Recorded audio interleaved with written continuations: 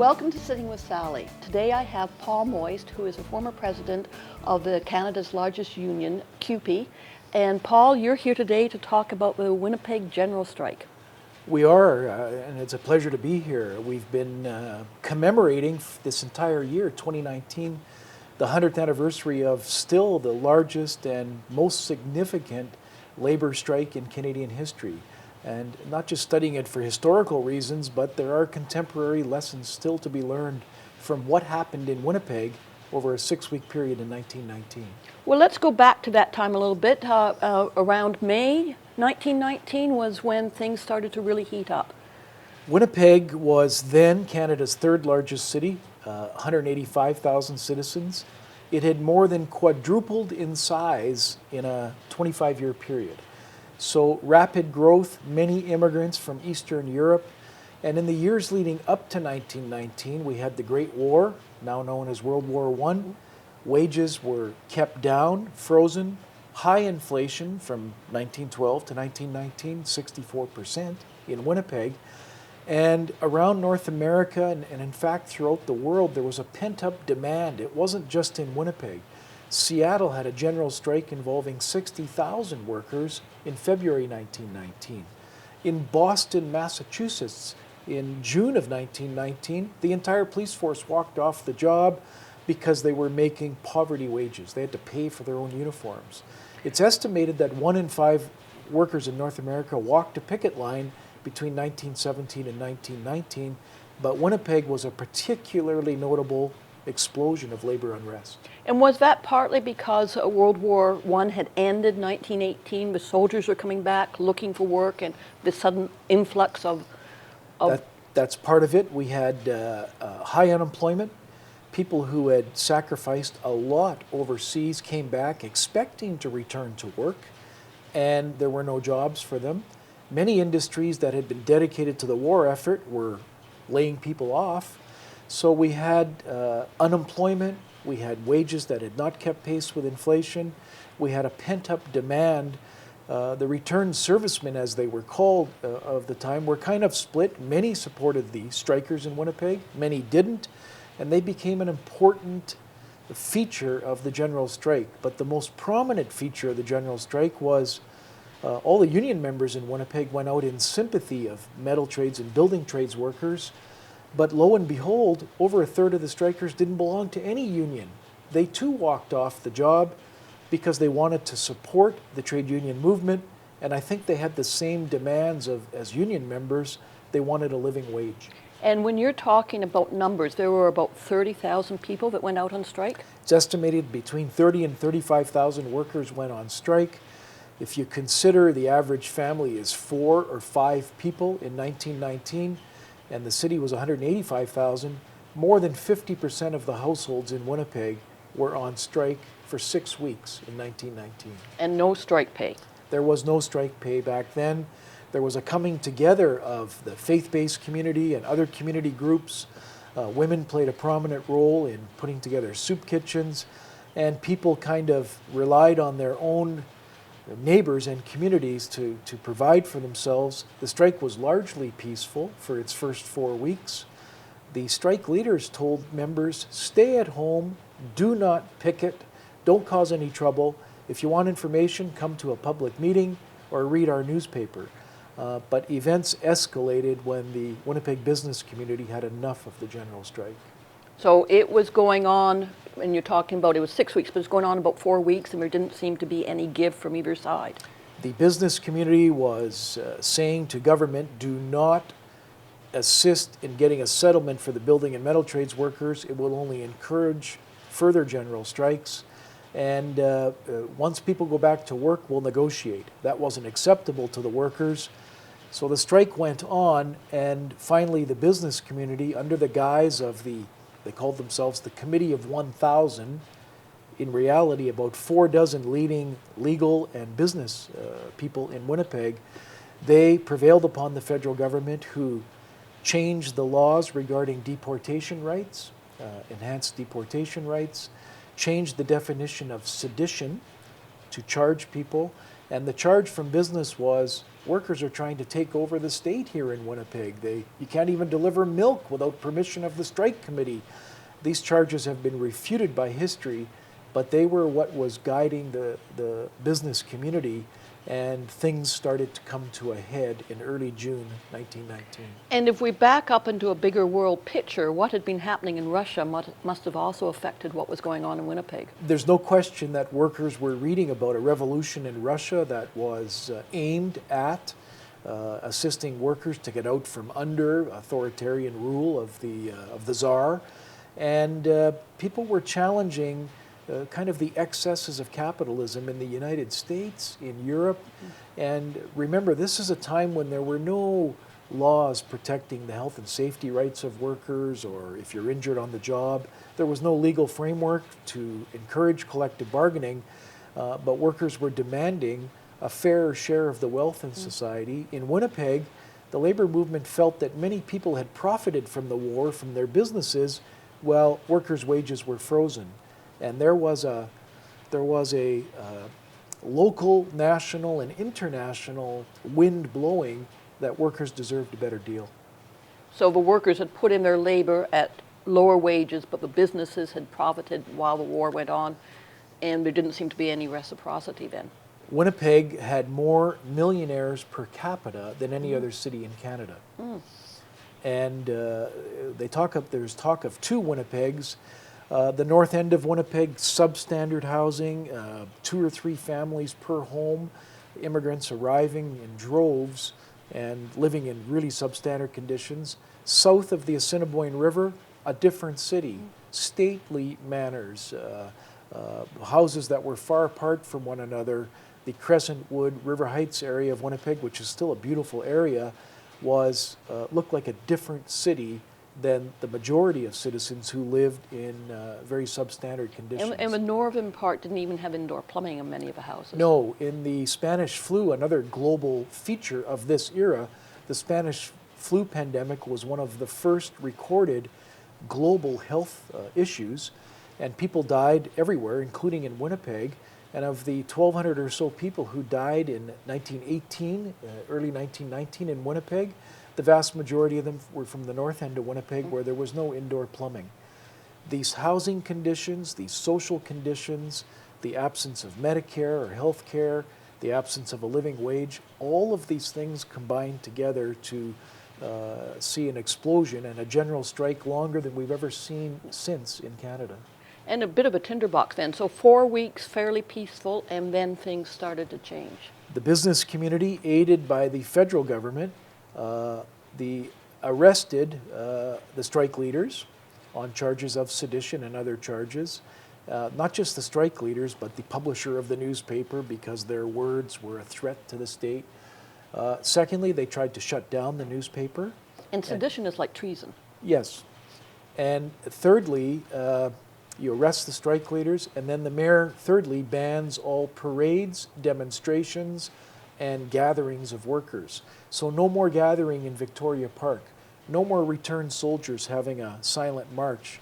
And those 3 things combined to see things escalate in downtown Winnipeg.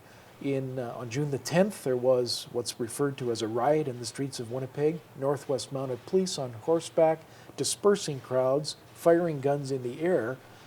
And then things really escalated on Saturday, June 21st, when 8,000 returned soldiers defied the mayor and said, no, we are going to march peacefully in support of the strikers. We have no weapons, we're marching down Main Street. And the state, through the Northwest Mounted Police, and deputized police officers, because they had fired their police force, dispersed the crowd. Shots were fired. 2 people were shot. 1 died instantly. 1 died 2 days later. Hundreds were injured, and the Winnipeg strike was broken by the state. And the strike committee said, we cannot sustain this any longer. We're not just negotiating with employers now. The Northwest Mounted Police is armed. The military is patrolling the streets. Our leaders are locked up, and they called the strike off. What is significant about the strike was its breadth and size, and the fact that history, very soon after the strike, recorded that These charges of sedition were trumped-up charges. Nobody was trying to overthrow the state in Winnipeg. It was unemployment, poor housing, these social conditions. Living wage. A living wage. And a royal commission called by the provincial government actually determined, the report wasn't released until after the strike trials in 1920, there was no overthrowing the state going on. The workers' demands were legitimate. Having a Medicare system would have helped all people. Having proper housing would have, the masses would not be as aggrieved as they were. So the Royal Commission, the 1919 strike was a tremendous setback for the workers of the day, but the lessons of it were Canada could do better. And the framework that we now take for granted, with the right to form free trade unions, with the right to workers' compensation, with the right to pensions, they have to be fought for, but the right to pursue those things, I really believe that today's workforce and all the generations subsequent to 1919 stand on the shoulders of the workers who stood up in Winnipeg. Paul, we're going to take a short break, and then when we come back, we'll look at some of these issues in a bit more detail. Wonderful. So please come back and listen to what Paul has to say about lessons learned.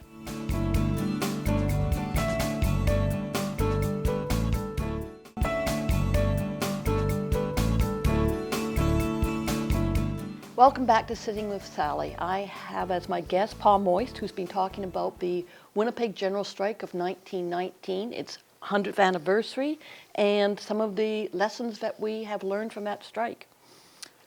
Well, Sallie, there's been an insatiable demand in Winnipeg and elsewhere to learn a bit about this significant event.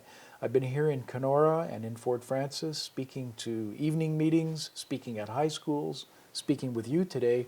And the question people always have is, why are we still talking about this 100 years later? Well, in Winnipeg in 1994, on the 75th anniversary, with educators and a couple of professors from the University of Manitoba and Winnipeg, we came up with a teaching aid for grade 11 teachers, where Canadian history is studied and the strike is part of the curriculum. And we came up with artifacts to visually show the students a bit about what happened in 1919. Beginning with, how did these workers decide to go on a general strike? Well, they voted to go on strike, and they used this box. I never knew what this box was until I saw it previously. And this box would have been behind a voting booth, just like a normal voting booth. But because so many of the immigrants were not proficient in English, a white marble, yes, I vote to strike. Oh, give me one too. Sallie's voting with a black marble against striking. Well, a majority of the 12,000 workers in Winnipeg put white marbles in local by local and determined that they were going to strike. So each of these boxes were at all of 250 different local union meetings, and they voted in early May of 1919. So we show those to the students. We also show the students on a much more serious vein. The city of Winnipeg fired the police force. They were on the job at the request of the strike committee, who wanted them to keep the peace. No demonstrating, no problems. The city wanted the police officers to swear an allegiance to the city, that they would not be sympathetic to the strikers. They would not join a union that would participate in general strikes. And remember, the police were on the job, doing their job, but the city felt they were too close to the strikers. Sign on the dotted line this oath of allegiance to the city. Most police officers said no, they were dismissed. So we had the Royal Northwest Mounted Police on site, and the city deputized up to 1,800 individuals, many from rural Manitoba, farmhands, etc., thugs, if you will. With no training, I presume. With no training, they became special constables. They received a badge. I'm just deputizing Sallie here right now. They would have on their sleeve, to identify themselves, a special constable arm sleeve. And they were not given guns, thank goodness, but each was given the spoke of a wooden tire. And this club was the weapon that they had. Alongside the Royal Northwest Mounted Police, they kept the peace, or caused trouble, if you will, on the streets of Winnipeg. And on that fateful day we talked about before the break, June 21st, 1919, the Royal Northwest Mounted Police on horseback with guns, the military patrolling the streets after they were cleared and assisting the Northwest Mounted Police, hundreds of so-called special constables armed with these bats. The Manitoba Free Press said 2 days after that situation, 2 dead from shots fired by persons unknown and 87 injured. There were many more than 87 people injured on June 21st. Why would people not go to the hospital if injured by a baseball bat? Because if you were an immigrant, you feared deportation. And if you had a broken arm from Saturday, June 21st, you must be a troublemaker, and you could face deportation. Especially since the laws had been changed to allow that. So when we're in the classroom, we have teaching aids for the teachers. We have DVDs that show pictorially the history of the strike. We have speaking notes for the teachers. And building this in Manitoba to the Grade 11 curriculum does something since 1994 that I never benefited from in high school. That is an education on a significant labor history event. Most citizens have heard of the Winnipeg General Strike, but they don't know much about it.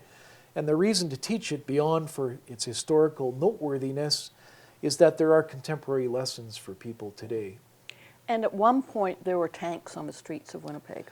On June 21st, when the Northwest Mounted Police and the Specials had dispersed the crowds and the streets were empty, the streets were patrolled with mounted machine guns and other military paraphernalia. The streets of Winnipeg were, until the strike ended, under the purview of the military. First time in Canadian history. And I was going to say, in Canada, we don't think of the military with tanks against our citizens. That's a South American dictatorship kind of The only scenario. other situation I'm aware of was the Flq Crisis in Quebec in 1970, when essentially martial law was declared in Quebec, and history has not been kind to Pierre Trudeau over the imposition of the War Measures Act. Yes. But Winnipeg, the streets of Winnipeg became a battleground. The riotous conditions in Winnipeg on June 21st, 1919 were not caused by workers or returned soldiers. They were caused by the business community forcing the hand of government to put an end to this dispute. Now, many of the leaders who were part of the strikers paid dearly. Did any of the businessmen who caused such havoc? No, other than the historical record has proven their exuberance, but no. 10 union leaders were charged, 7 were incarcerated for periods of 6 months to 2 years. The business community destroyed all the records of their so-called Committee of 1,000. We have no records of that.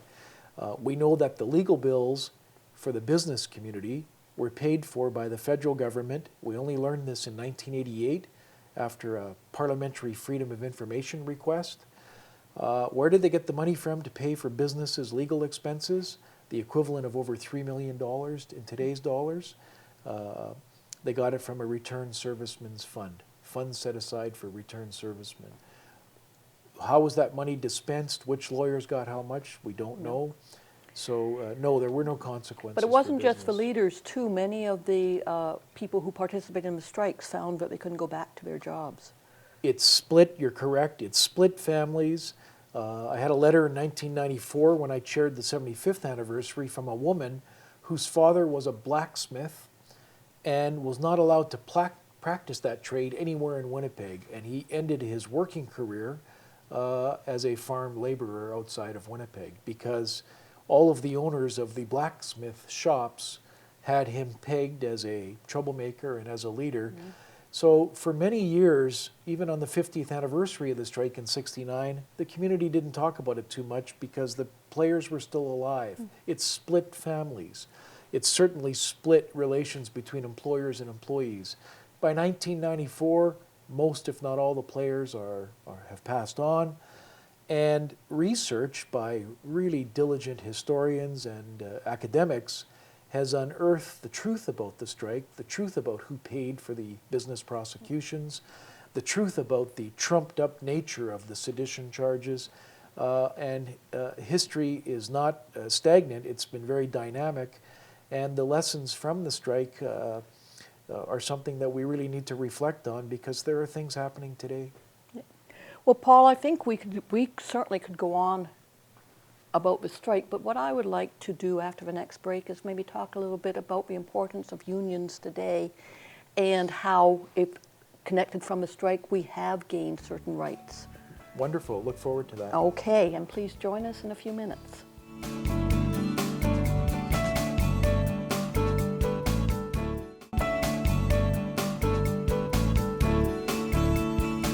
Welcome back to Sitting with Sallie. I have Paul Moist, who's been talking about the Winnipeg General Strike, and you're going to take some of the lessons into today and how the union still has value for workers today. Yeah, I get asked this question a lot. The world of work today in 2019 is a very dynamic situation. We've seen a lot of precarious work emerge. We've seen a lot of labor rights are still contested terrain in Canada. I was going to say, and business still seems to hold rights back as much as they can. Absolutely. So we have made progress as a society in terms of the social wage. We all participate in the Canada Pension Plan. Workers in Ontario, if injured, have access to a workers' compensation system. But even that's contested terrain. I notice in the news today that in Toronto, a group of workers who are considered contract employees under Ontario law are not eligible for WSIB, workers' insurance. And the former provincial government, the Wynne government, had proclaimed legislation and regulations, and Mr. Ford has refused to enact those regulations. So today, we have a segment of the Ontario workforce who, if injured on the job, through no fault of their own, unlike all other workers, are not entitled to WSIB insurance. And it all seems to be those who are most vulnerable and most marginalized that don't have the protections they need. Exactly, and in many cases, I remember the tragic scaffolding accident in Toronto where it was all new Canadians who were performing work without proper safety procedures, and around Christmas time, about 10 years ago, died. Very similar to 1919 when a big segment of the Winnipeg workforce were new Canadians with linguistic challenges, performing some of the more difficult jobs in society for very stagnant wages, very substandard housing. Ask yourself, and the viewers should ask themselves, are there situations today where new Canadians are marginalized at work, ghettoized into occupations that don't treat them very well when it comes to financial terms or safe working conditions? And these issues abound all around us, not just in Ontario. And they don't know their rights and they're afraid to ask. This is one of the lessons of 1919 that they did a better job than we're doing today, I would argue, communicating with the workers. They had their own newspaper. Hundreds of people attended these meetings in open-air parks where they informed people what was happening in the strike because they had massive public support. You don't gain public support for anything without educating the public. Today we live in a world of 1,000 channels and the internet, etc., and we still face this challenge of informing workers. We can learn a lot from what happened in Winnipeg 100 years ago. Many people who are not in unionized work situations don't really understand the value of a union. I think that's true. I'm very happy that this is, at least in part in Manitoba, part of the curriculum to study this in grade 11. One thing our education system and our society needs to do is to educate all workers on the rights that they have, be they unionized or not, to a healthy and safe workplace. The Me Too movement has spawned a whole bunch of needed conversation about what's appropriate and what's not appropriate in the workplace or in society when it comes to men and women. And labor rights are ultimately human rights. And in the era of the Charter, where many of us are understandably proud of Canada, but Canada in the world of work has got a lot to learn about treating people with respect. And there are lessons. We don't study history for nostalgic reasons. We study it for its relevance to what's going on today, and the struggle continues. But trade unionism, membership in trade unions, remains a viable solution for those wanting respect at work. One of the things I also think people, when they're buying things, shouldn't always look at something for the cheapest, because depending on where it's made, whether it's made under good safety conditions, paying wages, decent wages. Yeah, I used to, when my wife was working, she was a professional, worked for the Manitoba government. She's retired now, but I would buy her, suits for work, and I would often shop at the Bay in downtown Winnipeg. I had to stop shopping at the Bay in downtown Winnipeg in the late 90s because in the ladies section I could find nothing that was made in Canada. Mm-hmm. And I wanted to support garment workers in Canada. We know the working conditions in Bangladesh, where just a few years ago in Rainy Plaza, an entire building collapsed and killed hundreds of workers making clothes for the developed world in the developing world without any labor regulations, which is, on a broader scale, the trade union movement pushes governments like the Trudeau government. We are a trading nation. We need rules on trade between us and other nations, but surely to goodness, those rules aren't just about freedom for business to operate where they want. What are the rules for production of automobile vehicles in Mexico? How can we compete with a worker earning $4 a day with workers in Southern Ontario who make the best product in the world? And so a level playing field would see, on a global scale, if we're going to have relations in and amongst nations around the world, what are the standards globally for workers around the world? Because we're not ultimately, at the end of the day, just interested in Canadian workers as much as we are. We're interested in fairness for workers everywhere. And I think people need to be a bit responsible in educating themselves about that. Like you were saying about the garment workers, if you're always buying clothes at Walmart, you aren't supporting Canadian industries. In the age of information, in the age of Facebook and Instagram, in the age of unlimited information at your fingertips, ignorance is no excuse. And social media should have the potential to unite us. I fear it often isolates us. And the job and the challenge has to be to speak, as we've been doing in Kenora these past few days, to speak with and listen to high school students and others.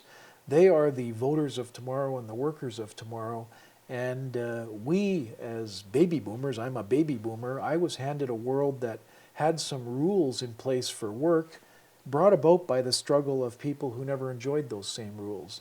And I'm not on this planet just to secure a pension for myself and ride off into the sunset.